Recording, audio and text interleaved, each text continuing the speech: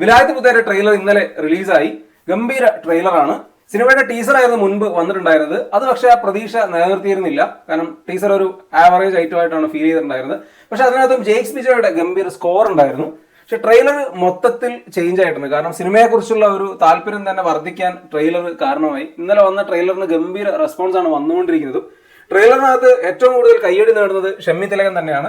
ഷമ്മി തിലകന്റെ പെർഫോമൻസും അതുപോലെ അദ്ദേഹത്തിന്റെ ഡയലോഗ് ഡെലിവറി ഒക്കെ ട്രെയിലറിൽ നല്ലപോലെ നന്നായി വന്നിട്ടുണ്ട്. സിനിമയിലും പുള്ളി നന്നായി സ്കോർ ചെയ്യുന്ന ഒരു ഫീൽ നമുക്ക് ട്രെയിലറിൽ നിന്ന് കിട്ടുന്നുണ്ട്.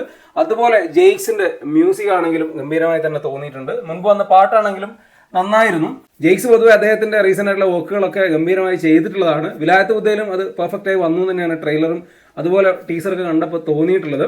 പൃഥ്വിരാജ് പൊതുവെ ഒരു റൂറൽ ക്യാരക്ടറിലേക്ക് വരുമ്പോൾ അത്ര അങ്ങോട്ട് ഫിറ്റായി തോന്നാറില്ല. പക്ഷേ ഇതിലെ ട്രെയിലറിലൊക്കെ പുള്ളി നൈസായിട്ടുണ്ട്.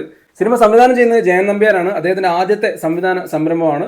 സ്ക്രിപ്റ്റ് ചെയ്തിരിക്കുന്നത് GR ഇന്ദുഗോപനും രാജേഷ് പിന്നാടനും ചേർന്നാണ്. കഥ വായിച്ചവർക്കൊക്കെ അറിയാം, ഇത് രണ്ടുപേരും തമ്മിലുള്ള ഈഗോ ക്ലാഷ് ആണ്. അപ്പൊ എന്തായാലും സിനിമ തിയേറ്ററിൽ ഗംഭീരമായി വരുമെന്നുള്ളൊരു പ്രതീക്ഷ ട്രെയിലർ നൽകുന്നുണ്ട്.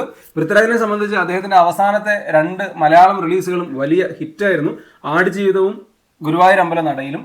പിന്നെ അദ്ദേഹം എമ്പുരാൻ ഡയറക്റ്റ് ചെയ്തു, അതും തിയേറ്ററിൽ വിജയമായിരുന്നു. അദ്ദേഹത്തിന്റെ അടുത്തൊരു വലിയ വിജയമായിട്ട് വിലായത്ത് പുത്ത മാറട്ടെ. ചിത്രം നവംബർ 21-നാണ് തിയേറ്ററിൽ എത്തുന്നത്.